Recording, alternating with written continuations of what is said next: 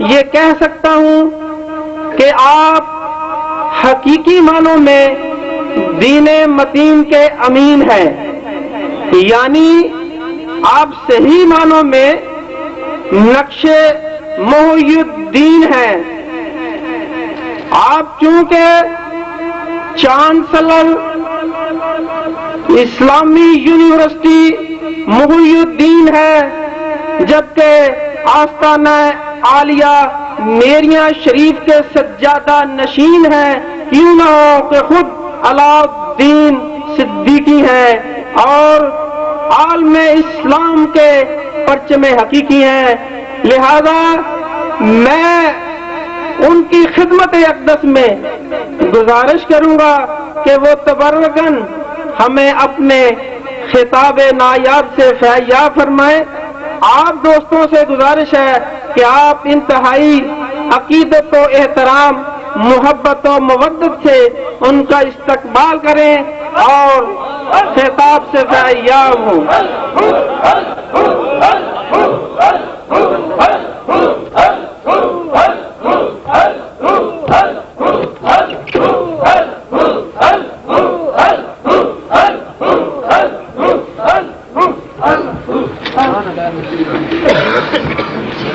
یا ایھا الذین آمنوا صلوا علیہ وسلموا تسلیما۔ اللہم صل علی سیدنا محمد وعلی آل سیدنا محمد مبارک وسلم وصلی علیہ۔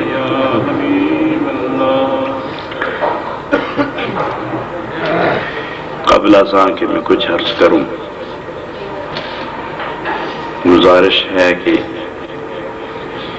اپنی عقیدتوں اور محبتوں کی بنیاد پر نسبتوں کو خراج پیش کرنے کے لیے سید الکونین کے حضور پھر ایک مرتبہ ہدیہ درود و سلام پیش فرمائیں۔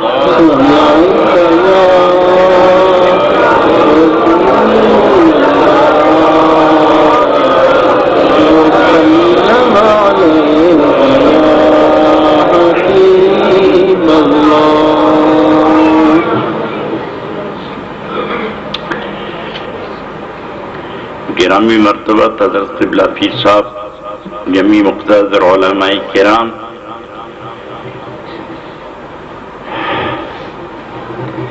وابستگان دامن نبوت،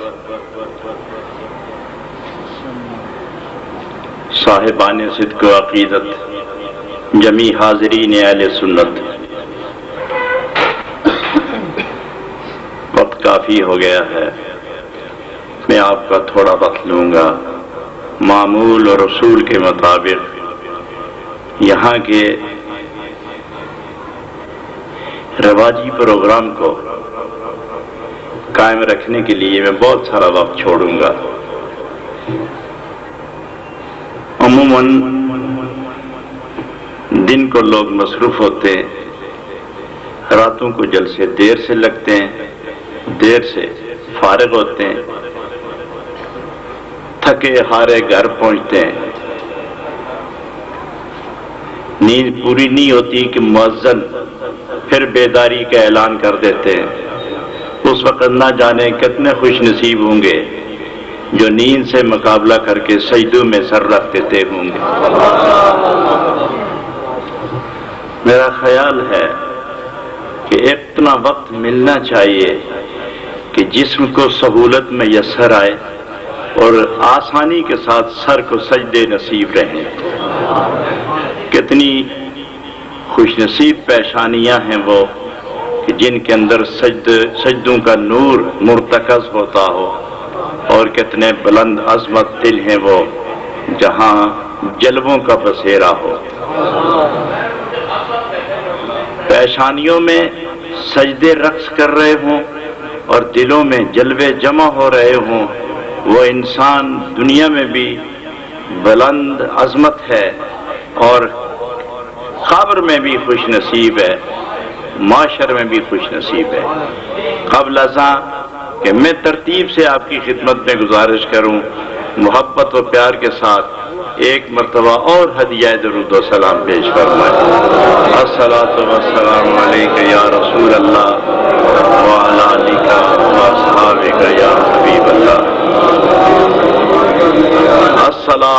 والسلام علیک یا رسول اللہ وعلی آلک واصحابک یا حبیب اللہ الصلاۃ والسلام علیک یا رسول اللہ وعلی آلک واصحابک یا حبیب اللہ۔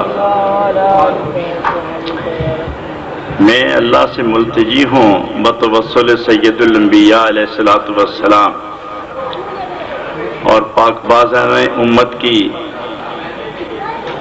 روحانی دستگیری کے توسل سے کہ جو چند لمحے آپ کے ساتھ اس محفل میں گزریں وہ نہایت پاکیزہ ہوں، اور جو عرض کروں وہ اللہ اسے قبول فرمائے۔ عالی مرتبہ جناب قاری صاحب نے اپنے خطبہ میں جس آیت کریمہ کی تلاوت سے خود کو اور سماعت سے ہم سب کو مشرف کیا تھا، وہ آیت اس طرح ہے: وَاعْلَمُوا أَنَّ اللَّهَ مَعَ الْمُتَّقِينَ، ایمان والو جان لو کہ خدا پرہیزگاروں کے ساتھ ہے۔ وَاعْلَمُوا أَنَّ اللَّهَ مَعَ الْمُتَّقِينَ، جان لو کہ اللہ یقیناً پرہیزگاروں کے ساتھ ہے۔ حضرات گرامی، کوئی دعویٰ نہیں کر سکتا کہ خدا فلاں جگہ ہے اور فلاں جگہ نہیں۔ کوئی کہہ سکتا ہے پستیوں اور بلندیوں میں اس کے جلوے موجود ہیں، انسان کے نہاں خانہ دل میں اس کے جلوے محفوظ ہیں۔ کون سی وہ جگہ ہے جہاں اس کی قدرتیں پنہاں اور رقصاں نہ ہوں؟ کون سی وہ جگہ ہے جہاں اس کی قدرتیں رہنمائی نہ کر رہی ہوں؟ کون سی وہ جگہ ہے جہاں اس کی ربوبیت کے جلوے نہ ہوں؟ کون سی وہ جگہ ہے جہاں خداوند ذوالجلال کی توحید کا نور نہ نظر آ رہا ہو؟ سبحان اللہ۔ ہر جگہ وہ موجود ہے، لیکن اس کے باوجود کہ ہر جگہ اس کی جلوہ نمائی ہونے کے باوجود اللہ فرماتا ہے کہ میں تو صرف پرہیزگاروں کے ساتھ ہوں۔ حضرات گرامی، اللہ سب کے ساتھ ہے۔ کوئی ایسا پرہیزگار، کوئی ایسا گناہگار نہیں جس کے ساتھ خدا نہ ہو، مگر اللہ صرف پرہیزگاروں کے بارے میں کہہ رہا ہے۔ تو میں اس مائیت کے سلسلے میں عرض کروں گا کہ یہ کون سی مائیت ہے کہ اللہ رب العالمین سب کے ساتھ ہونے کے باوجود فیصلہ یہ کر رہا ہے کہ میں صرف پرہیزگاروں کے ساتھ ہوں۔ اور پھر پرہیزگار روح سے دل تک، دل سے جسم تک، جسم سے عقل تک۔ حضرات، پاؤں کے تلووں سے لے کر سر کی چوٹی تک یہ انسان کا سارا وجود ایک متقی ہے۔ اس متقی انسان کے کس حصے کے ساتھ وہ وابستہ ہے؟ اس نے تو کہا کہ میں پرہیزگار کے ساتھ ہوں۔ قرآن خود کہتا ہے کہ پرہیزگار کون ہے؟ کون ہے پرہیزگار؟ بجائے اس کے کہ میں یہ تفصیل کروں کہ جو سجدے کرے، جو رکوع کرے، جو عبادت کرے، جو ریاضت کرے، جو اس سے محبت کرے، جو تلاوت کرے، جو محنت و مشقت کرے، یہ پرہیزگار ہے۔ جو پچھلی رات جاگے، جو صبح اٹھ کے نماز کے بعد تلاوت قرآن کرے، جو حلال کمائے حلال کھائے، وہ متقی ہے۔ جو 5 وقت نماز پڑھے پڑھائے اور ہر نماز باجماعت مسجد میں پڑھے، وہ متقی ہے۔ اور تقوی سر کا معتبر ہے یا ہاتھ جسم کا؟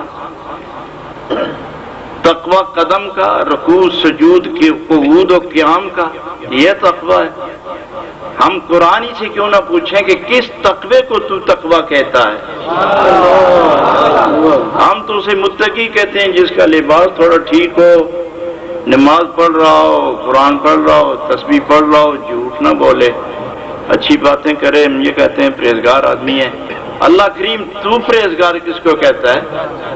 ہم تو تیرے فیصلے پر ہی اعتماد کریں گے۔ اللہ فرماتا ہے مَن يُعَظِّمْ شَعَائِرَ اللَّهِ فإنها من تقوى القلوب، سر کا تقوی معتبر نہیں، نہ ہاتھ کا تقوی معتبر ہے، چہرے کا تقوی معتبر نہیں، نہ قدم کا تقوی معتبر ہے، نہ جسم کا تقوی معتبر ہے، اور نہ تمہارے اٹھنے بیٹھنے، رکوع سجود قیام تلاوت عبادت معتبر ہے۔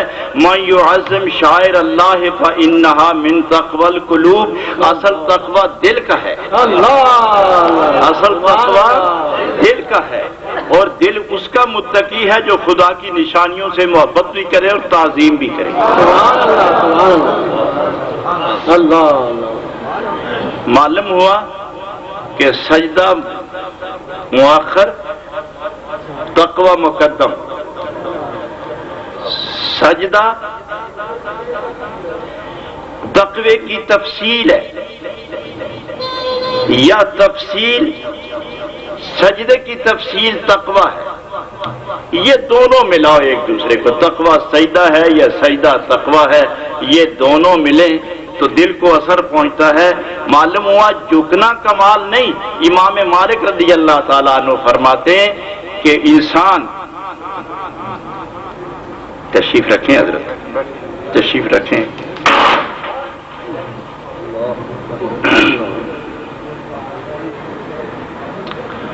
پڑھیے درود شریف۔ اللہم صلی علی سیدنا محمد وعلی آل سیدنا محمد وبارک وسلم وصلی علیہ۔ میں نے کیا کہا تھا، کسی کو یاد ہے؟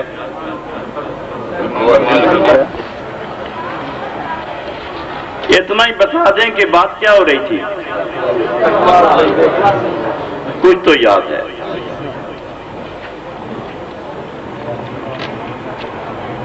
امام مالک رضی اللہ عنہ آپ ارشاد فرماتے ہیں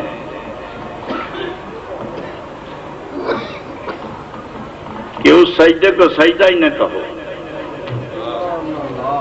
جس سجدہ اس وقت ہوتا ہے جب سر زمین پہ لگے، اور جب تک سر زمین پہ نہ لگے۔ اچھا میں فقہی بات پوچھتا ہوں آپ سے، ایک آدمی نماز پڑھ رہا ہو اور صرف 4 انگشت 4 انچ زمین سے سر اونچا ہو، قدم دونوں زمین پر ہوں، گھٹنے دونوں زمین پر ہوں، ہاتھ دونوں زمین پر ہوں، رخ کعبے کی طرف ہو، اور انسان سجدہ کرے مگر زمین پر پیشانی اور ناک رکھنے کے بجائے وہ زمین سے 4 انچ اونچا رکھ لے، نماز ہوگی؟ سچ دسو یار، نہ آپ یقین سے کہہ رہے ہیں؟ نیت ٹھیک ہے، کپڑے ٹھیک ہیں، وضو درست ہے، قبلہ روح کھڑا ہے، نماز کی نیت ہے، امام کے پیچھے ہاتھ باندھ کے کھڑا ہے، لیکن سر زمین پہ نہیں رکھتا، 4 انگل 4 انچ وہ زمین سے سر اونچا رہتا ہے اس کا۔ یہ نہیں کہ کر نہیں سکتا، کر سکتا ہے، کرتا نہیں، یا اس نے کیا نہیں، تو بتاؤ نماز ہوگی؟ کیوں نہیں ہوگی؟ کیوں فتویٰ دیا آپ نے کہ وہ نہیں ہوگی؟ اگر نہیں ہوتی تو کیوں نہیں ہوتی؟ ارکان تو سارے لگ گئے، اور اس وقت تک سجدہ نہیں ہوتا جب تک دونوں پاؤں کی انگلیاں زمین پر نہ ہوں۔ بعض فقہا تو یہاں تک لکھ گئے ہیں کہ پاؤں کی 10 انگلیاں پوری طرح سجدے کی حالت میں، ساری کی ساری انگلیاں بلا عذر، اگر قبلہ رخ نہ ہو تو اس کی نماز معتبر نہیں۔ وہ تو یہاں تک لکھ گئے کہ 5 انگلیاں ایک کی اور 5 دوسرے کی، 10 انگلیوں کا رخ سجدے کی حالت میں سب کا کعبے کی طرف ہونا چاہیے، الا بالعذر، عذر ہو تو معافی ہے، عذر نہ ہو تو 10 کی 10 عذر ہونی چاہیے، ورنہ سجدہ ناتمام ہے۔ ارے یہ انگلیاں نہ ادھر ہوں تو سجدہ ناتمام، اگر دل ہی ادھر نہ ہو تو سجدہ کہاں ہوگا؟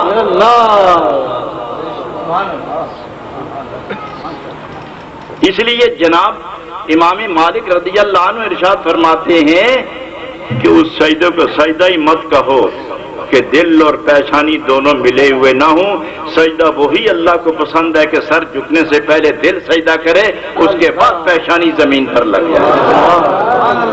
نعرہ تکبیر، نعرہ رسالت، نعرہ تحقیق، نعرہ غوثیہ. حضرات گرامی، یہ سجدہ جب تک زمین پر سر نہ جائے سجدہ نہیں ہوتا. حضرات کیوں؟ اس لیے کہ جب تک پیشانی انسان کے سارے جسم میں، انسان سارا ہی معتبر ہے، مگر سارے انسان میں سر معتبر ہے اور سر میں پیشانی معتبر ہے. یہ عظمت والا نشان ہے اور خاک سری اس زمین کو میسر ہے. سب سے زیادہ انکسار خاک کو ہے اور بڑی فضیلت پیشانی کو ہے. فتویٰ یہ ہے، مسئلہ یہ ہے اور حق بات یہ ہے کہ ساری عظمتوں اور فخر و غرور والی جگہ کو انکسار والی جگہ پر رکھ کے ترانہ گاؤ سبحان ربی. یہ کہہ دو کہ بڑا میں بھی ہوں لیکن میری ساری بڑائی اس سجدے کی وسیلے سے تیری ذات پر قربان کرتا ہوں. چونکہ فخر و غرور ابھی باقی ہے، خاک سری پیشانی کو میسر نہیں آئی. ہم تیری ساری ارکان کی ترتیب کے ساتھ ادائیگی کو نہ نماز کہتے ہیں، نہ خشوع کہتے ہیں، نہ عبادت کہتے ہیں. ایک تیرا سر زمین پہ آ جائے تو ہم راضی ہو جاتے ہیں. معلوم ہوا کہ اتنا عظمت والا یہ عمل ہے کہ خدا نے اس کو بڑی فضیلت و قبولیت سے نوازا ہے. مگر کمال یہ ہے کہ جھکنے والا سر، بار بار جھکنے والا سر، اس کو رب متقی نہیں کہتا. یہ لگ جائے زمین پر تو سجدہ، نہ لگے تو نہیں سجدہ. جب اتنا دور جا کے بھی سجدہ نہیں ہوتا، اگر تھوڑا سا بھی زمین سے اٹھ جائے تو سجدہ نہیں ہوتا، تو کسی بزرگ کو تھوڑا سا جھک کے ملنے کے ساتھ کب سجدے ہو جاتے ہیں.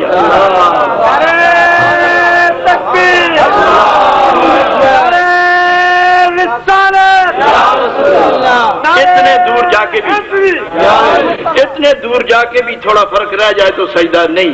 تو تھوڑا سا اپنی ماں اور اپنے باپ اور اپنے بزرگ اور اپنے استاد اور اپنے پیشوا جو رب کا داعی ہو، جو اس کے قرب کی دعوت دے رہا ہو، اس کے سامنے قدرے سر جھک جائے تو شرک کیسے ہو گیا؟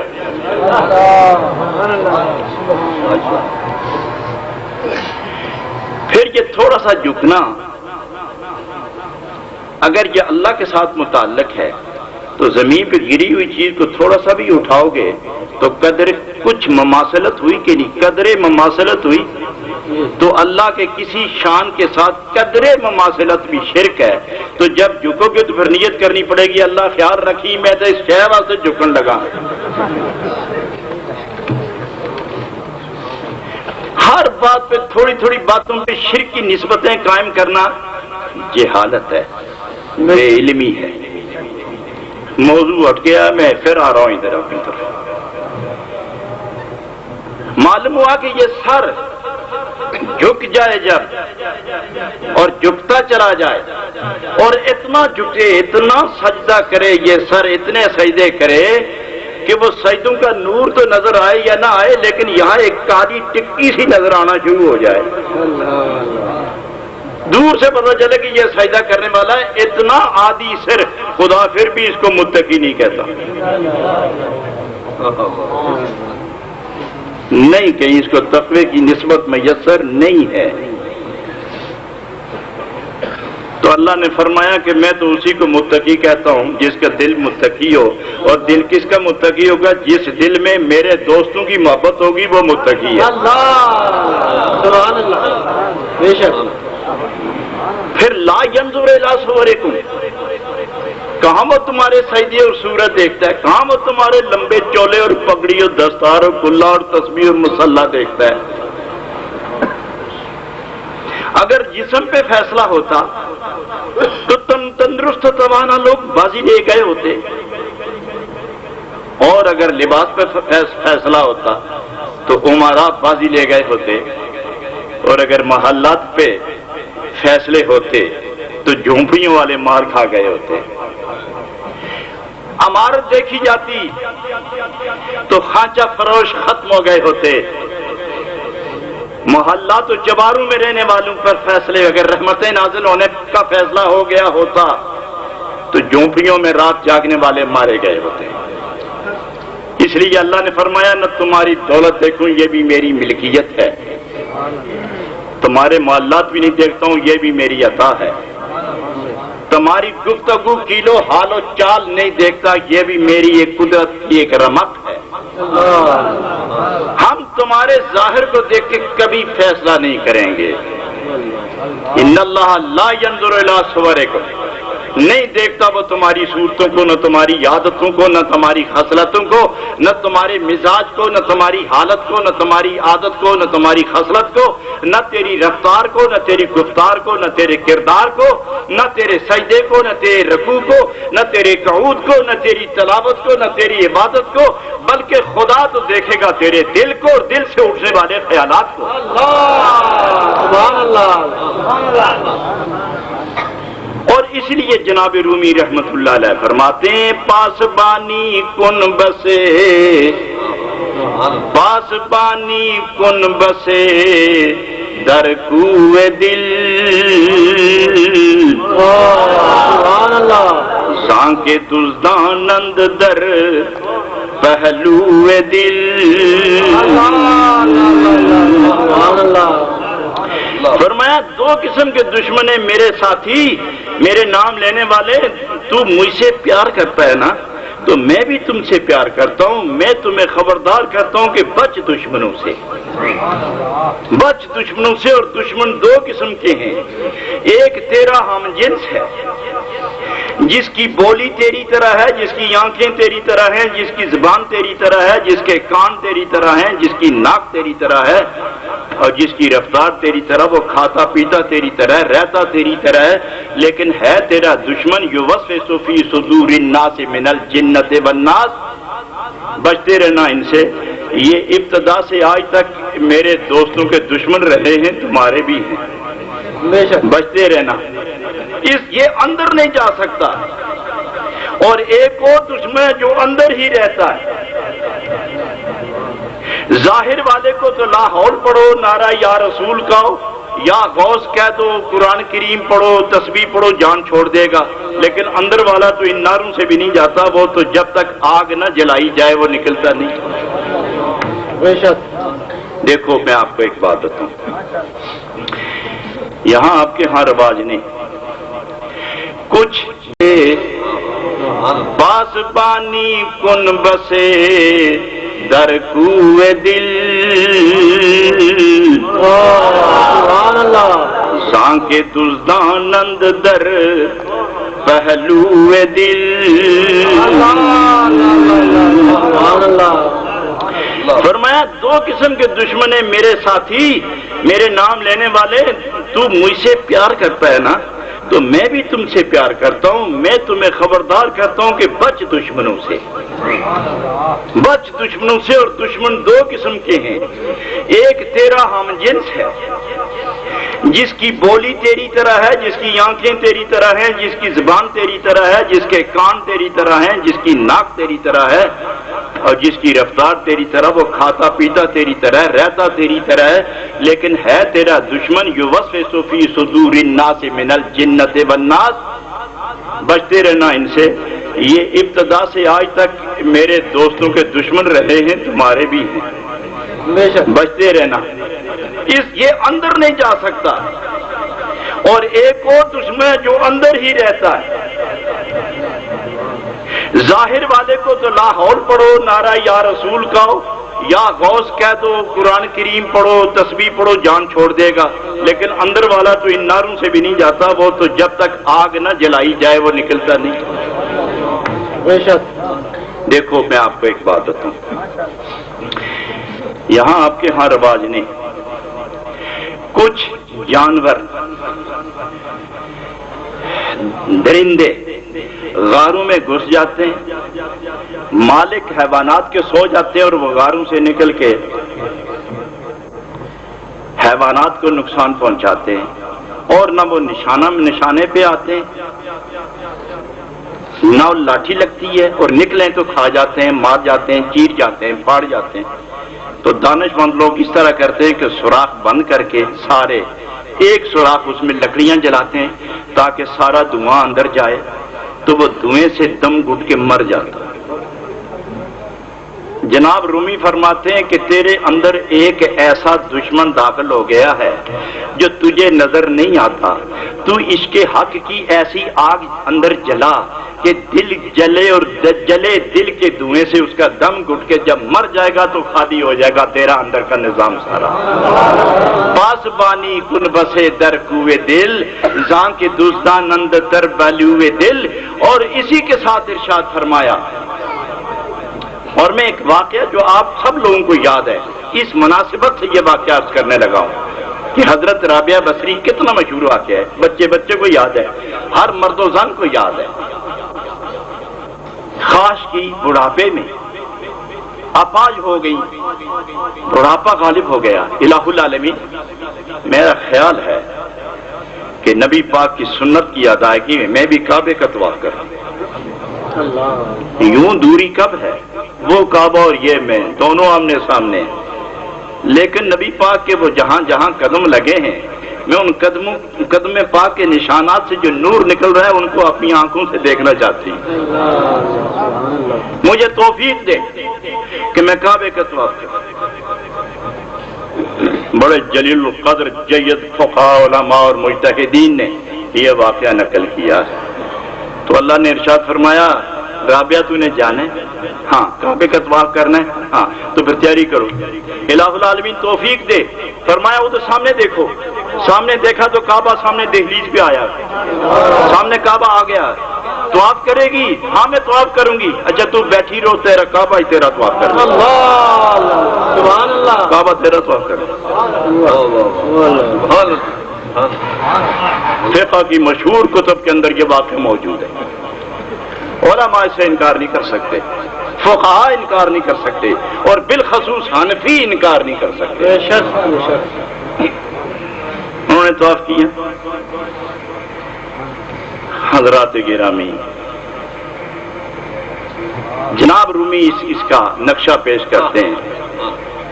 کعبہ بنیاد خلیل آذر است، دل گزرگاہ جلیل اکبر است، دل بدست آور کے حج اکبر است، 100,000 کعبہ یک دل بہتر است۔ ایک دل قابو کرو۔ آپ نے دیکھا کہ جو درویش ہوتے ہیں، کبھی ان کو کہا کہ یہ صاحب سر ہے، صاحب ہاتھ ہے، یہ صاحب قدم ہے، کبھی بولتے ہیں تو یہی کہتے ہیں یہ صاحب دل ہے۔ کیوں؟ اس لیے کہ رب آ کے اپنے انوار دماغ میں نہیں اتارتا، نظروں میں نہیں اتارتا، جگر میں نہیں اتارتا، خدا کے جلووں کا نشمن دل بنتا ہے۔ تو اس دل کے لیے جناب رومی فرماتے ہیں کہ دل بدست آور کے حج اکبر است، وز 1000 کعبہ یک دل بہتر است۔ تو 100 حج کر لے، حاجی کہلائے گا، پچھلے گناہ معاف ہوں گے، آئندہ کی ضمانت نہیں ہے، نیکی کرتے رہو گے، حج کا نور زندگی پر مسلط رہے گا۔ آج نیکی چھوڑو گے، ساری حج کی برکتیں ختم ہو جائیں گی، حج سے پچھلے گناہ معاف ہوتے ہیں، حاجی کہلاؤ گے، اور صاحب دل ہو گئے تو حاجی تو نہیں کہلاؤ گے لیکن ولی اللہ ہو جاؤ گے۔ کہاں حاجی ہو کہاں ولی اللہ، اس لیے صاحب دل ہونا ضروری ہے۔ اور صاحب دل کے لیے فرمایا جناب رومی رحمت اللہ علیہ نے کہ دل گزرگاہ کعبہ بنیاد خلیل آذر است، دل گزرگاہ جلیل اکبر است۔ جب اس میں ہوس کا اثر ختم ہو، تکبر رعونت ختم ہو، اس میں بغاوت کساوت ختم ہو، اس میں میل کچیل ختم ہو، غصہ کینہ ختم ہو، اور اپنے بیگانے کے اندر حد بندیاں کرنے کے جذبات ختم ہو، حق اور باطل میں فرق کرنے کا جذبہ قائم ہو، حق پر سدا قائم ہو، حق اندر رہے، حق باہر رہے، حق پر رہے، حق میں رہے، حق بولے، حق سنے، حق دیکھے، وہ دل اہل حق کا ایسی حقیقت کہ ایسی حقیقت کے جلووں کا مظہر بنتا ہے کہ رب کے قدرت کے تمام جلوے اور انوار اس دل کے اندر جمع ہو جاتے ہیں اور جب دل کے اندر جمع ہو جائیں تو وہ فیضان کبھی نظر سے، کبھی زبان سے، کبھی ہاتھ سے، کبھی قدم سے ظاہر ہونا شروع ہوتے ہیں۔ وہ دیکھے تو اصل فیض دل میں ہوتا ہے، دل سے نظر میں آتا ہے، اصل وہ نور دل میں ہوتا ہے، دل سے کان میں آتا ہے، اصل وہ نور دل میں ہوتا ہے، اس سے زبان میں آتا ہے، پہلے دل میں اترتا ہے پھر وہ فیضان تقسیم ہوتے ہیں۔ سبحان اللہ۔ اس لیے ساری قوتیں اور کوششیں دل میں، اور صوفیہ تو یہاں تک فرماتے ہیں کہ اللہ جلوے نازل کرے تو دل پر کرتا ہے، نبی پاک کرم کریں تو دل پر کرتے ہیں، اور شیطان وسوسہ کرے تو دل میں ڈالتا ہے۔ دل ہی بڑی چیز ہے، شیطان کا حملہ بھی ادھر ہے، رحمان کے جلوے بھی اسی طرف ہیں، اور سید الانبیاء علیہ السلام کی نبوت کے فیضان کے کرشمے بھی ادھر ہی آتے ہیں۔ تو جس نے دل پر صبح و شام ذکر حق کا جھاڑو لگانا شروع کر دیا اور دل صاف ہو جائے اور عشق حق کی قندیل روشن ہو جائے، عشق کی گرمی سے شیطان نکل جائے، ساری توجہ نبی اکرم کی طرف ہو جائے، تو نور نبوت کے فیضان جب دل پر آ کے حاوی ہوتے ہیں تو خدا عرش تک اس کے راستے کھول دیتا ہے۔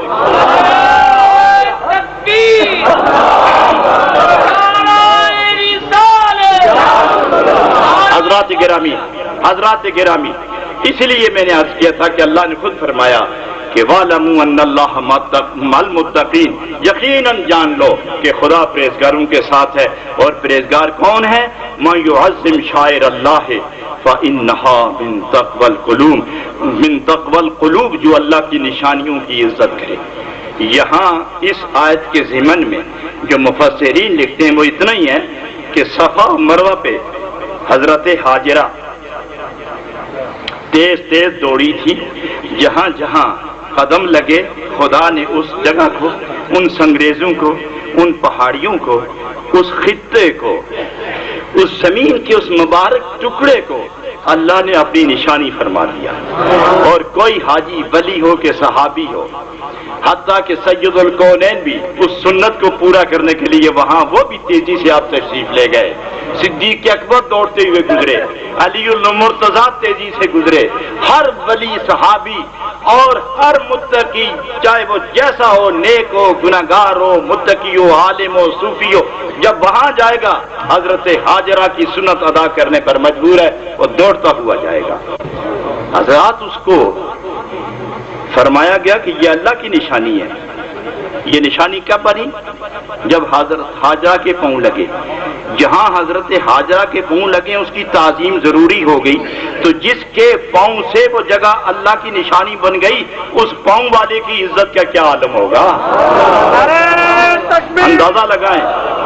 اور حضرت مریم، حضرت حاجرہ رضی اللہ تعالی عنہا اور حضرت مریم علیہ السلام، حضرات گرامی، وہ جہاں بیٹھی وہ جگہ بھی اللہ کی نشانی بن گئی، اور جہاں مریم دوڑی بیٹھی وہ جگہ اللہ کی نشانی بن گئی، اور جہاں حضرت حاجرہ دوڑی وہ اللہ کی نشانی بن گئی، اور جہاں سید الکونین تشریف فرما ہوں اس جگہ کے بارے میں کیا خیال ہے؟ تو فیصلہ اپنے ایمان سے پوچھو۔ اور جو اس جگہ کی تعظیم نہ کرے دل متقی نہ بنے۔ ارے جگہ کے لیے تعظیم اس لیے قرار دی گئی کہ میرے محبوب کی بات نہ کرو جہاں ان کا نالین مبارک جوتا شریف جہاں پڑ گیا، اس کی بھی تعظیم تمہارے ایمان کی شرط ہو گئی ہے، تمہارے دل کے تقوی کی علامت بن گیا کہ جہاں میرے نبی کے جوتے کا نشان ہے اس جگہ کی بھی تعظیم کرو گے تو تم متقی بنو گے۔ تو جس دل میں رسول اللہ کا جلوہ اتر جائے اس دل کا عالم کیا ہوگا؟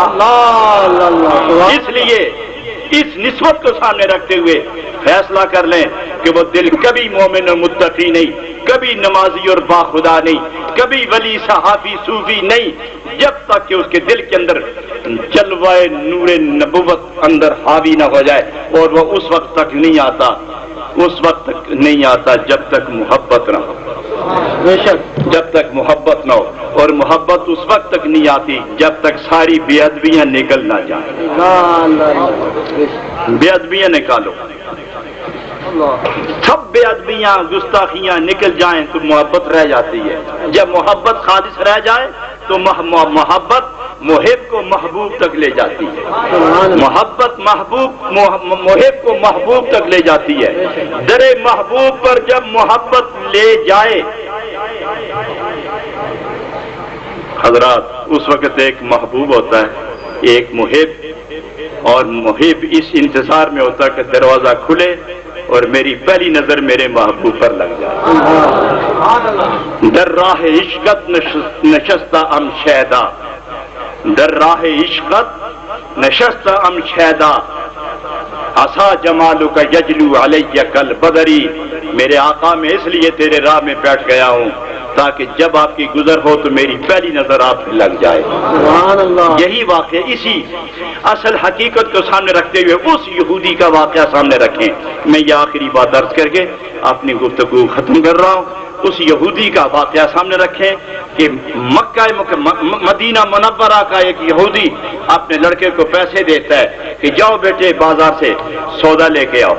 مسجد حرم شریف کے سامنے سے گزرتا ہے، سید عالم صلی اللہ علیہ وسلم پہ نظر پڑتی ہے، وہیں رہ گیا۔ وہ حسن کیا جس پہ نظر لگی اور نظر واپس آ جائے۔ نظر لگی، جم گئی، پاؤں رک گئے، شام ہو گئی، گھر گیا، باپ رنجیدہ، غضبناک، غصے کے عالم میں بفری ہوئی آواز میں بولتا ہے، کہاں تھے تم؟ وقت ضائع کی جاتی ہے، میں سودا لینے گیا تھا۔ تو کہاں ہے سودا؟ میں لے آیا ہوں۔ بتاؤ۔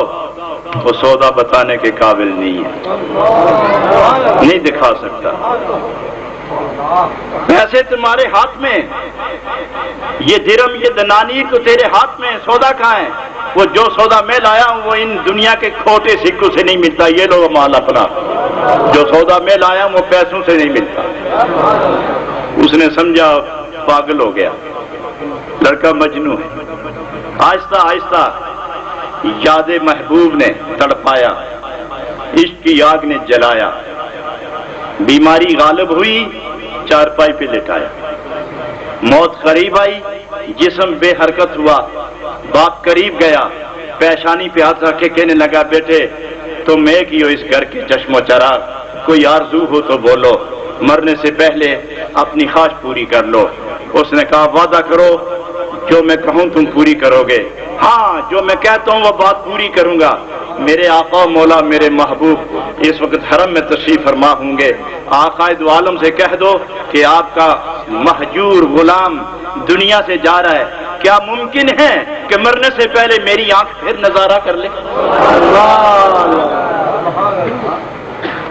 دل پہ ہاتھ رکھ کے، بات تو برداشت نہ کر سکا لیکن دل پہ ہاتھ رکھ کے وعدے سے مجبور سیدھا گیا نبی اکرم کی بارگاہ میں۔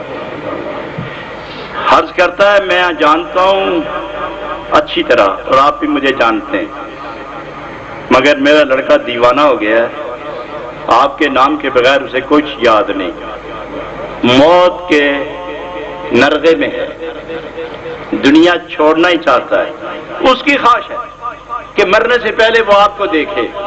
کیا اپنے مہجور غلام کی فریاد سنو گے؟ دشمن کے گھر جاؤ گے؟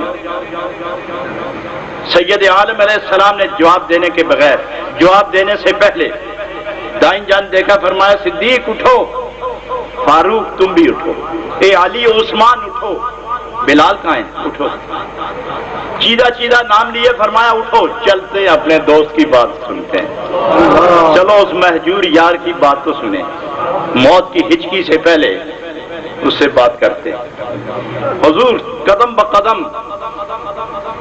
موت کو زندگی بنانے کے لیے اس کے گھر کی طرف بڑھتے چلے جا رہے ہیں، اندر تشریف لے گئے، جاتے ہی اس کی حالت، نزع کی حالت دیکھی تو آپ نے دستے آتا، دستے شفقت، زندگی بانٹنے والا ہاتھ اس کے پیشانی پہ رکھا، فرمایا، بولو عبداللہ کیا بات ہے؟ بولو عبداللہ کیا بات؟ آنکھ کھلی، میرے آقا آپ آ گئے، زندگی آ گئی، آپ آ گئے، میں زندہ ہو گیا، مجھے فرمائیں کہ میں نے کچھ نہیں کیا، آپ میری حفاظت فرمائیں گے؟ سید عالم علیہ السلام نے فرمایا کلمہ پڑھ لو میں تیری قبر کو جنت بنا دوں گا، تم کلمہ پڑھ لو بس، تم میرے ہو جاؤ، میں تیری ضمانت دوں۔ حضور صلی اللہ علیہ وسلم نے کلمہ طیبہ تلقین فرمایا، کلمہ طیبہ کا نور روح کے اندر جذب ہوا، دل کی فضاؤں کے اندر حاوی ہوا، کلمے کا نور اندر گیا، فرشتے روح کو لے کے عرش کی طرف چلے گئے، آنکھیں بند ہوئی، لبوں کی کپ کپاٹ ختم ہوئی، سید عالم نے چہرے پر ہاتھ رکھ کے تھوڑی دیر خاموش رہنے کے بعد آپ پلٹنا چاہتے تھے کہ یہودی اس لڑکے کا باپ سامنے کھڑا ہو گیا اور اس کے یہ الفاظ تاریخ نے لکھ لیے کہ اے سید عالم، اے محمد مصطفیٰ صلی اللہ علیہ وسلم، یہ لڑکا میرا تھا اب میرا نہیں، یہ اسلام کی امانت ہے، اسے اٹھائیں، کاشانہ نبوت سے اس کی لاش اٹھنی چاہیے، بارگاہ رسالت سے اس کا جنازہ اٹھنا چاہیے۔ نبی اکرم نے چارپائی کو ہاتھ دیا، صحابہ نے اٹھا لیا، غسل دیا، کپڑے پہنائے، جنتی لباس پہنایا، اس عالم کا لباس پہنایا، پہنا کے کفنا کے جب دفنانے کے لیے چلے تو نماز کے بعد جب قبر کی طرف بڑھنے لگے تو نبی علیہ الصلوۃ والسلام پاؤں مبارک پورا زمین پر نہیں رکھ رہے تھے، پنجے زمین پر رکھتے رکھتے قبر تک پہنچے۔ صحابہ حیران تھے کہ پاؤں شریف، پاؤں مبارک پورا زمین پہ نہیں آ رہا، صرف پنجوں کے بل آپ مسافت طے فرما رہے ہیں، حکمت و حقیقت کیا ہے؟ ابھی پوچھنے ہی والے تھے کہ قبر تک پہنچے، حضور سید عالم علیہ الصلوۃ والسلام خود بنفس کریم آپ قبر میں تشریف لے گئے، آپ تھوڑی دیر قبر کے اندر کھڑے رہے، فرمایا میری امانت میرے حوالے کر دو۔ حضرت سید عالم علیہ السلام نے اپنے صحابی عبداللہ کو اٹھایا، اپنے ہاتھوں پہ ذرا غور تو کرو وہ کیا عالم ہوا جب قبر میں خود سے اللہ کا محبوب کھڑا ہو اور ہاتھ پہ اپنے ایک غلام کو لیے ہوئے آپ آہستہ آہستہ اسے قبر میں رکھ رہے ہوں، قبر میں رکھتے ہی آپ نکلتے نہیں ہیں، کھڑے ہو گئے، حتیٰ کہ حضور علیہ السلام پر تکان کے اثرات غالب ہوئے۔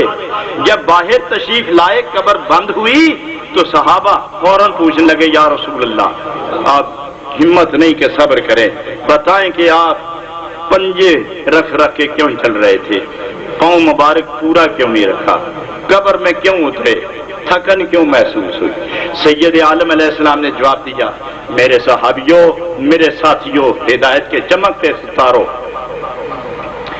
فرشتے اتنے آ گئے تھے کہ میں جگہ دیکھ دیکھ کے پنجہ رکھتا تھا، جگہ نہیں ملتی تھی، تو پھر قبر میں نے وعدہ کیا تھا کہ تم میرے ہو جاؤ، میں تیری قبر کو جنت بناؤں گا، تو میں قبر میں اس لیے ہوتا تھا کہ جنت الفردوس بنا کے باہر آؤں، تو میں اس کی قبر کو جنت بنا کے باہر نکلا، تو تھکے کیوں؟ تھکا اس لیے کہ جتنے فرشتے آئے تھے وہ سب دیکھ رہے تھے اور میرے جسم کے ساتھ اپنا جسم لگا کے گزرتے تھے، جب تھک گیا تو میں نے فرشتوں کو کہا کہ صبح قیامت تک کیا آتے رہو گے، بس بھی کرو کہ میں نکلوں، تو میں نے انہیں روک کے باہر نکلا تو تھکن محسوس ہوئی۔ حضرات گرامی، جو نبی اپنے ایک کافر کو اپنا بنا لے، جو نبی ایک مشرک کو اپنا بنا لے اور اس نے کوئی نماز نہیں پڑھی، کوئی روزہ نہیں رکھا، کوئی حج نہیں کیا، کوئی تسبیح نہیں پڑھی، یا حیو یا قیوم کے نعرے نہیں لگائے، اس نے کوئی چلہ نہیں نکالا، اس نے کوئی کچھ بھی نہیں کیا، بس صرف نبی کو دیکھا اور کلمہ پڑھا اور قبر میں چلا گیا تو وہ سیدھا جنت میں گیا۔ تو میں عرض کروں کہ چاہے مدینے میں رہنے والا ہو اور نبی سے منہ موڑ لے تو وہ جہنم جا سکتا ہے، کوہ کاف سے ادھر رہنے والا اور دل مدینے میں رہ رہا ہو تو وہ سیدھا جنت میں چلا جائے۔ بے شک بے شک۔ اس لیے اللہ رب العالمین نے فرمایا کہ نہیں مجھے تمہارے سجدوں کی ضرورت، من یعظم شعائر اللہ فإنہا من تقوی القلوب، جس دل میں میرے یار کی جگہ نہ ہو اس کے سجدے کی مجھے کوئی ضرورت نہیں ہے۔ جہاں میرا رسول جلوہ گر ہوگا وہیں تقوی ہوگا، اور جہاں تقوی ہوگا میں وعدہ کرتا ہوں میں تمہارے ساتھ ہوں گا۔ دل عقل پیار نہ مانے تو جھٹک دو، لیکن میں نے لپک کے یہ بات اپنے ساتھ چپکا کے رکھی ہے، وہ اس طرح اللہ اکبر. ہاتھ کانوں سے لگاتے ہو نا. مت کہو کہ یہ نماز کا رکن ہے، ہوتا رہے. بس نیت یہ کرو کہ میرے نبی نے اس طرح ہاتھ اٹھایا.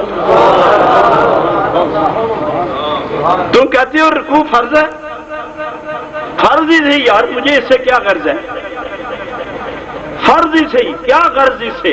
میں یہ کہتا ہوں کہ میرے نبی اس طرح جھکتے تھے جس جھکنے کی ادا کو اللہ نے رکوع فرمایا. اس طرح میرے نبی نے سجدہ کیا تھا، اس حالت کو اللہ نے سجدہ کہا ہے. میں بھی اس ادا کو اپنا رہا ہوں. اگر یہ نبی کی ادا بن گئی تو سجدہ ہے، نہیں ادا بنی تو صرف ایک حرکت ہے. حرکتوں کے پیچھے جاتے ہو برکتیں چھوڑ کر، حرکتوں کے پیچھے جاتے ہو عظمتیں چھوڑ کر، حرکتوں کے پیچھے جاتے ہو نسبتیں چھوڑ کر. نبی پاک نے یہ فرمایا ہے اس طرح نماز پڑھو جس طرح میں پڑھتا ہوں، اس طرح پڑھو. جب تم مجھے نماز پڑھتا ہوا دیکھو تو اس طرح پڑھو. یعنی میری ادائیں سیکھو، میری ادائیں سیکھو. میری اداؤں کا نماز عبادت ہے، میری اداؤں کا نام عبادت ہے. ادائے رسول میں جو اتر گیا ہے اس کی پچھلی قضا بھی ادا ہو گئی ہے. اور میں ایک بات اور بھی عرض کروں، وہ لوگ جو مدینہ شریف گئے ہیں، جو نہیں گئے، اللہ اور اللہ کے محبوب انہیں اپنی بارگاہ میں بلا لیں، اور جو گئے ہیں انہیں وہ پھر بلا لیں. جب جاتے ہو نماز تو پڑھتے ہی ہو نا. عشاء تو پڑھ لی ہوگی آپ نے. چلو اس جواب سے ہی مجھے اندازہ ہو گیا ہے. بہرحال جب نماز پڑھو نا، اس کی دلیل نہیں ہے، یہ بے دلیل بات ہے. جب نماز پڑھو تو یہ کہہ دیا کرو کہ میں کعبہ شریف میں کھڑا ہوں، اور یہاں بھی سمجھ نہ آئے نا تو کہو کہ مسجد نبی میں کھڑا ہوں، مسجد نبی میں کھڑا ہوں. اور منہ کعبے کی طرف ہے، یہ آدمی کھڑا ہے، یہ مدینہ شریف ہے، سامنے کعبہ ہے. ترتیب اس طرح ہے، ترتیب اس طرح ہے. اور جب آدمی مسجد نبی پہ کھڑا ہو کے کعبے کی طرف رخ کرتا ہے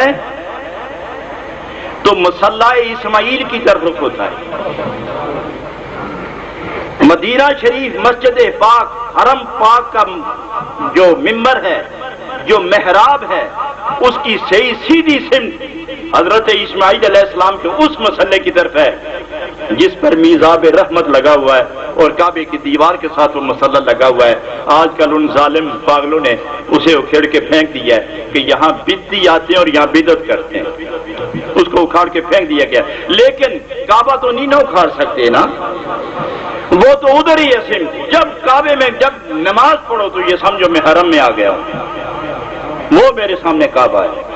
یہ میری دائیں طرف رسول اللہ صلی اللہ علیہ وسلم کی اقامت گاہ ہے، سامنے کعبہ ہے. جب رکوع اور سجدہ کرو گے نرالا ہی رنگ پاؤ گے، عجب کیفیت پاؤ گے، خوشی محسوس کرو گے کہ جلدی مؤذن اذان کہے اور میں پھر جاؤں، وہ مزے پھر لوں.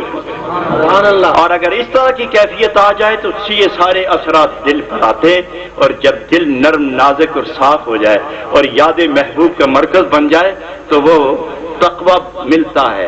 اور جب تقوی مل جائے تو خدا قریب آ جاتا ہے، اور جب خدا قریب آئے تو بیک وقت خدا اور نبی کے ساتھ پیار ہو جاتا ہے. اللہ تعالیٰ آپ سب کو اور مجھے اس تقوی کی عظمت سے نوازے. تقوی کا مقام آپ کو اور مجھے اور سب کو نصیب فرمائے. حضرات، اہل اسلام پر بڑا نازک دور ہے. رسول اللہ صلی اللہ علیہ وسلم کے نام لیواؤں پر قیامتیں ٹوٹ رہی ہیں. ایسے لگتا ہے جیسے ابتدائی دور میں اسلام کی نسبت سے مسلمانوں پر جو تکالیفیں آئی تھیں مکہ شریف میں، کیا عالم تھا. اسی طرح آج پھر فلسطین میں کیا ہو رہا ہے، عراق میں کیا ہو رہا ہے، افغانستان میں کیا ہو رہا ہے، کشمیر میں کیا ہو رہا ہے، چیچنیا میں کیا ہو رہا ہے، بوسنیا میں کیا ہو رہا ہے، انڈونیشیا میں کیا ہو رہا ہے، دیگر الجزائر میں کیا ہو رہا ہے. یہ تمام مسلمانوں پر ہلاکت آفرین حادثات واقع ہو رہے ہیں.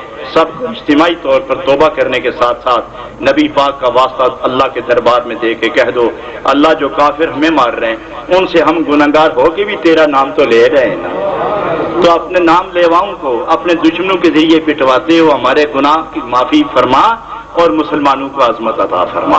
افغانستان میں جو اس وقت تازہ قیامت ٹوٹی ہے انشاءاللہ آپ سب کی دعائیں اللہ کے ہاں پہنچ رہی ہیں، وہ صرف کافر کا غرور خاک میں ملانے کے لیے یہ ایک ٹکر ہے، تو چند دنوں کا چکر ہے، ابھی عنقریب ختم ہونے والا ہے انشاءاللہ۔ حضرت عثمان رضی اللہ عنہ کے زمانے میں جو قوم مسلمان ہوئی تھی اور اس وقت سے لے کر آج تک اسی اسلامی شاعر پر جو قوم قائم ہے وہ یہودیوں کے ہاتھوں مرنے والی نہیں، وہ قیامت تک رسول اللہ کی عظمت کا جھنڈا لہرانے والی قوم ہے، اور اسے کبھی سرنگوں ہونا نہیں آیا۔ یہ مٹانے کے لیے آئے ہیں، مٹنے کے لیے نہیں آئے۔ اسلام کفر کے سامنے کبھی سرنگوں نہیں ہوا۔ اسلام کے ماننے والے تھوڑے سے ہی، سلطان سلجوقی مشہور بات ہے کہ 6000 کا لشکر تھا اور مد مقابل عیسائی 50,000 تھے۔ سلجوقی مسجد میں گئے، چٹائیاں ہٹائیں، زمین خالی کر کے فرش پر ننگی پیشانی کے ساتھ سجدہ کر کے مسجد کی مٹی پہ ہاتھ مل کے اپنے چہرے کے ساتھ مٹی ملی، اللہ کی طرف منہ کر کے رسول اللہ کا واسطہ دے کے عرض کرتے اللہ ان 50,000 کے ذریعے ان 6,000 سجدہ گزاروں کو تو مروا دے گا؟ یہ رسول اللہ کا نام لینے والے ان کی تلواروں کے سامنے آئیں گے؟ تو ان کو غلبہ دے کہ یہ تیرے نبی کا نام لے کر قرآن کی عظمتوں اور ایمان کی شجاعتوں کی داد دیتے ہوئے یہ تیرے نبی کا دین کا جھنڈا ان سب پر پھیر دیں اور آج اسلام کی آبرو قائم فرما۔ برستی آنکھوں سے باہر نکلے اور اسلام کے شہدائیوں اور لشکریوں کو فرمایا کہ میں نوید مسرت لے آیا ہوں، 50,000 نہیں 50 لاکھ بھی ہوں، یہ 6,000 رسول اللہ کے شیر ان پر غالب آئیں گے۔ لڑائی ہوئی، صبح شروع ہوئی، غروب آفتاب تک لڑائی جاری رہی، 45,000 کافر مرے اور 3,000 مسلمان شہید ہوئے۔ آخر آج تک اس کا اسلام کا وہ جھنڈا جو اس نے گاڑا تھا اس کی لہریں آج بھی نظر آ رہی ہیں۔ افغانستان کی حالت بھی یقیناً آپ ایسی سمجھیں کہ ان شیروں کو، ان بھوکے شیر، انہیں کچھ بھی نہیں ہوگا، صرف جو باقی بندہ مسلمان ہیں ان کے جذبات کا امتحان ہو رہا ہے۔ ہم جا کے تلوار لے کے تو نہیں لڑ سکتے، نہ گولی پہنچا سکتے، نہ بم مار سکتے، خدا کے ہاں 2 آنسو ڈبا سکتے ہیں نا، فریاد تو کر سکتے ہیں۔ آؤ اسی بات پر اتفاق کرتے ہوئے اللہ کی بارگاہ میں دعا کرتے ہیں الہ العالمین جہاں جہاں یہ مسلمان آباد ہیں، یہ سجدہ گزار، یہ قرآن خوان، یہ نبی کے ثنا خوان، یہ قرآن کی تلاوت کرنے والے، اے رحمان تیری عبادت کرنے والے اور تیرے محبوب کی محبت میں جلنے والے، ان کو کفار کے نرغے سے محفوظ کر لے اور انہیں اتنی آزادی اور غلبہ دے کہ جہاں جہاں یہود و نصارہ اور ہنود موجود ہیں ان مسلمانوں کا نام سن کر لرزہ براندام ہو جائے اور ان کی کیفیت جگر منہ ہو جائے، ان کی ہوا اکھاڑ دے اور مسلمانوں کو غلبہ عظیم عطا فرما۔ ہاتھ اٹھاؤ اور لرزتے ہاتھوں سے آج بھی کرتے ہوئے اللہ کی بارگاہ میں عرض کرو الہ العالمین رسول اللہ کے واسطے، دین کی عزت کی خاطر، قرآن کی عظمت کی خاطر، ایمان والوں کی بقا کی خاطر تو تمام جہان کے مسلمانوں کو غلبہ عطا فرما۔ ربنا تقبل منا انک انت السمیع العلیم وتب علینا انک انت التواب الرحیم۔ ربنا فاغفر لنا ذنوبنا وکفر عنا سیئاتنا وتوفنا مع الابرار۔